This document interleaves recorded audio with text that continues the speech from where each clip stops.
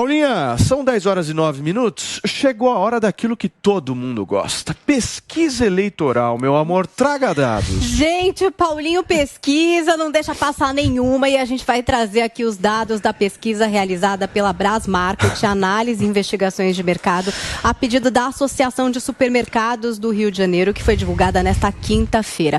A pesquisa foi feita entre os dias 10 e 14 de setembro, com confiabilidade de 95%. O método de coleta das informações foi o contato telefônico e foram feitas 2.400 entrevistas em 504 cidades do Brasil. A margem de erro é de 2 pontos para mais ou para menos, e a pesquisa foi registrada no Tribunal Superior Eleitoral sob o número BR 01527/2022. Essa pesquisa mostra uma vitória no primeiro turno do presidente Jair Bolsonaro, do PL, no levantamento espontâneo. O Bolsonaro lidera com 40,2%, enquanto Lula aparece com 28,4%. Na soma dos votos válidos, contando com os demais candidatos, o presidente é maioria e consegue se eleger já em primeiro turno. Na pesquisa estimulada, quando os nomes são apresentados ao entrevistado, o presidente Jair Bolsonaro tem 43,5% das intenções de voto e Luiz Inácio Lula da Silva, do PT, aparece em seguida com 30,5%. Ciro Gomes, do PDT, aparece na terceira posição com 7,6% das intenções de voto. Simone Tebet, do MDB, está em quarto com 4,6%. Soraya Tronic, Felipe Dávila, do Novo, Padre Kelman, do PTB, Sofia Manzano, do PCB, Constituinte Imael, do DC, Leonardo Péricles, do P, e Vera Batista, do PSTU, têm todos menos de 1% das intenções de voto. Votos brancos e nulos chegam a 6,8% e indecisos 5,3%. Mais uma pesquisa aí trazida pelo Paulinho Pesquisas aqui para o nosso Morning Show. Muito bem, Paulinha, eu vou trazer esse assunto em relação às pesquisas aqui, porque eu vi uma análise que me chamou bastante a atenção de alguns cientistas políticos, e isso é bem grave, turma, bem grave mesmo. Porque todas as pesquisas podem estar com a sua base de dados equivocada. Vocês sabiam disso? Justamente pela falta do censo no Brasil no ano de 2020. Ou seja, porque vários cientistas políticos estão justamente raciocinando o seguinte: como é que uma IPEC está dando uma diferença de 13, 14 pontos, 15 pontos, e uma Genial Quest está dando uma diferença, sei lá, de 8, 6 pontos? O que acontece? O ponto central é justamente na base de dados com aqueles que ganham até 2 salários mínimos. Ou seja, isso é um problemão, porque a gente pode estar com todas essas pesquisas, inclusive essa da Brasmarket, com dados absolutamente distorcidos da realidade. Só antes do debate, queria fazer uma correção. Eu falei Vera Batista aqui, é Vera Lúcia, gente, a candidata. Me desculpem aqui. Já que você trouxe... isso aí é grave, meu. Já que você fez esse comentário, só entre a Quest e o Datafolha há uma diferença no cálculo dos eleitores que receberiam até um salário mínimo, há uma diferença de 20 milhões de eleitores. No Datafolha, são 20 milhões a mais que estariam sendo calculados nessa base de eleitores que recebem até um salário mínimo. Esse é o grande ponto que gera essa diferença de pontuação entre Quest, por exemplo, e Datafolha. Mas o mais impressionante é você ver a Brasmarket sugerir que o Bolsonaro esteja 13 pontos, segundo o cálculo deles, 13 pontos e possa vencer no primeiro turno. Isso é impressionante, mas ao mesmo tempo não desperta muito medo no Lula e na esquerda, porque eles não dão muita credibilidade para a Brasmarket, que é conhecida como a única pesquisa que a família Bolsonaro confia e que há muitos meses já tem dado o Bolsonaro à frente, depois chegou a dar o Lula um pouquinho à frente do Bolsonaro, agora voltou a dar o Bolsonaro em primeiro. Não tem um histórico de pesquisas, são poucas pesquisas que já fez, e também não faz parte da Associação de Pesquisas do Brasil. É, portanto, a que menos gera confiança. Mas podemos nos surpreender e vermos, quem sabe, ela como a grande assertiva depois dos resultados da eleição. Porém, eu já fiz essa aposta aqui. Eu quero ver quem tem coragem de apostar que Bolsonaro vence no primeiro turno, ou que pelo menos termina em primeiro, né? No primeiro turno. Eu aposto que não. Fala, Cubaninha. Não, é porque saiu uma pesquisa ontem da pesquisa Atlas do Rio Grande do Sul. E parece que está causando aí uma preocupação na campanha do Lula, porque o Rio Grande do Sul é conhecido por ser mais esquerdista. Lula lulista. E o Bolsonaro e o Lula estão empatados. O Bolsonaro com 40,7% de intenção de voto contra 40,3% de Lula. Então a campanha, pelo que andei vendo aí nas coisas internas, né, nas conversas internas, eles estão vendo como reverter essa situação para o Lula conseguir sair à frente de novo. E não é só no Rio Grande do Sul, como também saiu uma hoje de manhã da Quest lá no Rio de Janeiro, que o Bolsonaro está com 40% e Lula 36%. E dia 5 de setembro, foi dia 5, no Correio Opinião em Brasília, Bolsonaro alcançou 41,4% e venceria todos no segundo turno. Isso no DF. Então são vários estados aí do Brasil que o Bolsonaro aparece à frente com uma grande vantagem se comparado com o Lula. Então é uma preocupação aí para a esquerda, esses dados, né? Que ela trouxe tem mais confiança a imprensa e, enfim, os partidos políticos. E na Quest, de fato, o Bolsonaro ele subiu um pouco no Rio e o Lula caiu um pouco. Então acabou que o Lula antes estava um ponto, estava na frente, na margem de erro, agora está atrás no Rio de Janeiro. Mas se a gente lembrar como se saiu o Bolsonaro na eleição passada contra o Haddad, ele teve mais que o dobro de votos. Ele teve 63% dos votos no Rio e o Haddad teve 32%, uma coisa dessa. Então, ainda está muito aquém do que o Bolsonaro espera. Tanto que ele está no Rio de Janeiro agora, fazendo campanha lá, porque é a base eleitoral dele e ele espera, enfim, conseguir uma distância maior ali. O Cláudio Castro cresceu bastante. E o Cláudio Castro cresceu e o Marcelo Freixo encolheu. Bom, temos um carioca na nossa bancada que manja de Rio de Janeiro. Paulo Figueiredo, bom dia para você. Bom dia a todos. Rio de Janeiro é minha área. E se você conversar com o pessoal do Rio, você vai ver desproporcionalmente um apoio grande do presidente Bolsonaro. No Rio, se você conversar mais com os cariocas, dá a impressão de que ele vai vencer mesmo no primeiro turno. É uma desproporção muito grande em favor dele. Vocês trouxeram alguns pontos, Paulo, que eu acho bons. Primeiro, essa questão da base desatualizada é muito difícil. Mesmo que você tivesse tido um censo no ano passado, é muito difícil você adaptar às mudanças demográficas do país. Essa é uma dificuldade metodológica real das pesquisas, tá?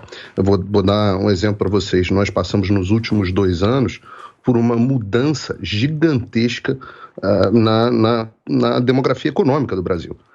Você teve a pandemia, você teve o Fica em Casa, você teve uma mudança na dinâmica da economia, com alguns grupos enriquecendo enquanto outros saíram muito empobrecidos. Você teve uma mudança de dinâmica grande na questão das pessoas que dependem de algum tipo de auxílio governamental. Então, esse é um desafio real, metodológico, para as pesquisas atuais. A ponderação é muito difícil de ser feita, o que significa que quando você tem essa diferença que o Guga trouxe bem, do Datafolha, por exemplo, para o Quest, isso significa que, na verdade, os institutos têm uma margem muito grande do quanto que eles podem arbitrar nessas amostras. Então, isso facilita muito que um instituto desvie um pouquinho o resultado para um lado ou para o outro, intencional ou não intencionalmente. Em relação à pesquisa da Brasmarket, é interessante dizer, né? Uma pesquisa feita por uma associação de supermercados, pessoas que têm um interesse real em saber qual é o resultado eleitoral. Eu, de verdade, como não tenho o histórico da Brasmarket, não vou fazer nenhuma menção positiva ou negativa. O que eu posso dizer, olhando a pesquisa, é que eu vi um dado metodológico que me chamou bastante atenção do ponto de vista positivo, de qualidade de metodologia, que foi o número de cidades ouvidas. A pesquisa Brasmarket ouviu 504 cidades, 504 municípios no Brasil. E isso faz muita diferença, por exemplo, a pesquisa do IPEC, que é tão querida aqui, eles ouvem em torno de 150 municípios, alguma coisa em torno disso. Por que isso é importante? Porque um dado que era muito difícil, se tornou muito difícil de você capturar e se tornou muito relevante politicamente, é a diferença política das grandes cidades e das médias e pequenas cidades. E quando você vai fazer um levantamento separando, você vê que o presidente Bolsonaro vai muito melhor nas cidades com até 200 mil habitantes, você vê que ele vai muito melhor em cidades pequenas e médias. E isso dificilmente é capturado pela metodologia tradicional das pesquisas. Quando você ouve 150 municípios, é muito difícil você capturar essa tendência. E isso achei um ponto positivo. Agora, é absolutamente falso, não sei de onde é que foi tirado isso, de que essa é a pesquisa mais confiada pela família Bolsonaro. Absolutamente falso. Não sei de onde é que vem isso. É a única que eles confiam. Veio da Veja. A única pesquisa, e aí eles têm uma base aqui. Você quer que eu leia a notícia? Não. A única pesquisa, Veja, é até o título. Vocês jogarem, vocês até acham. A única pesquisa em que a família Bolsonaro acredita. É até o título da matéria. Mas, enfim. De acordo com a Veja. Então, é um problema. É um problema Vozes da cabeça da Veja. Eles ouviram pessoas próximas à família Bolsonaro e fizeram pessoas próximas que vão conversar com a Veja. Vocês não acreditam em jornal, gente. Eu acredito em notícia. Isso Essa aí, é a nossa diferença. Certo. Foi você que falou com a Veja, né, Guguinha? Marqueteiro do Bolsonaro. Eu, por um acaso, Paulo... por que eu sei que isso não é verdade? Porque o próprio presidente Bolsonaro contratou e tem um tracking diário feito. Ele não ouve a Brasmarket porque ele tem o próprio tracking dele, onde ele acompanha os institutos de pesquisa. E eu converso com as pessoas diretamente, não me informo com base apenas em jornal. E eu sei como está o tracking do presidente Bolsonaro e sei como a diferença para essa pesquisa. É legal explicar isso para as pessoas que o Paulo... Peraí. É legal explicar ele isso é que falou que acredita nela. Porque a gente tem acesso, nós cidadãos aqui, a pesquisas registradas no TSE. Mas as melhores pesquisas são essas que o Paulo falou, que as próprias campanhas fazem, que obviamente são dados sigilosos, né? Que os caras, enfim, se estiverem mal, se estiverem bem, mas eles conseguem justamente guiar o processo. É interessante esse comentário, porque o Bolsonaro, apesar de ser o que mais ataca a pesquisa, ele foi o que mais contratou entre todos os candidatos pesquisas internas. Ele se baseia o tempo inteiro em cima de pesquisas internas. Mas é natural. É natural, mas ele é o que mais acredita em pesquisa. Não, tudo bem, só estou te dizendo o dado. Paulo, é natural confiar em pesquisa, eu só estou te dizendo que ele é o que mais contrata, entre todo mundo confia, com certeza até ele. Apesar dele atacar os institutos de pesquisa, ele é o que mais contrata para fazer pesquisa interna, essas pesquisas que não são registradas no TSE, mas que servem para consumo interno. E ele sabe que os números do Datafolha são muito parecidos com o que ele tem visto nas pesquisas internas dele, por isso que ele está nesse modo o Guga sabe até as pesquisas por isso internas. que ele está no... Gente, deixa eu falar isso para vocês no ele está no modo desespero. Mentiroso. O Bolsonaro está no modo categoricamente falso. O que é falso? A pesquisa interna na minha frente e eu tenho a pesquisa. Então você aposta comigo que ele vai acabar em primeiro no primeiro turno? Medo de ser feliz. A afirmação que o Guga fez agora no ar é categoricamente falsa. Você então aposta comigo que ele vai acabar em primeiro no primeiro turno?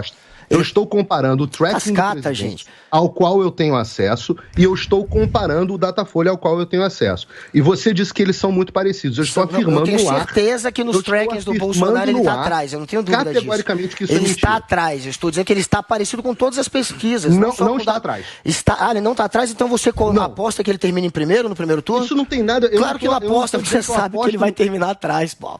Acabou. Ué, como você tem certeza disso? Eu aposto. Eu aposto. Eu confio no Datafolha. Só para organizar aqui. Só um minuto. Só vamos organizar. Vai lá, Paulo, para encerrar esse assunto. A afirmação do Guga é de que a pesquisa do Datafolha e a pesquisa do tracking do presidente Bolsonaro estão dando a mesma coisa, ou muito parecida. Essa foi a afirmação. Se alguém quiser, chama o VAR, volta depois. Eu tenho certeza que o meu editor de vídeo no meu canal vai fazer esse trabalho. Essa foi a afirmação feita. Eu estou desmentindo categoricamente essa afirmação. Depois ele mudou. Ele falou assim, não... é que o tracking do presidente Bolsonaro também está mostrando ali atrás, ao contrário do Datafolha. Eu também estou afirmando categoricamente no ar que essa informação é falsa e colocando a minha reputação em jogo. Aí ele partiu para uma terceira afirmação. Então por que você não aposta que o tracking do presidente Bolsonaro está certo? Eu nunca fiz essa afirmação. Eu não sei qual dos dois está certo. Eu estou há séculos dizendo que eu desconfio muito do Datafolha, que eu não confio neles, que eu acho que o presidente vai se aproximar, inclusive no Datafolha, mas vocês nunca me viram fazendo uma afirmação dizendo eu confio categoricamente no tracking do presidente. Isso nunca aconteceu e não vai acontecer. Eu estou dizendo o seguinte, vamos esperar o resultado da Zoom e aí nós vamos saber quem estava certo ou errado. Eu confio nesses trackings do Quest, Datafolha e IPEC. Esses três eu confio e por isso que eu garanto que o Lula vai acabar em primeiro no primeiro turno, a não ser que esses institutos de pesquisa mostrem uma virada, o que não está acontecendo. Já ele não confia no que traz. Essa é a diferença. Muito bem.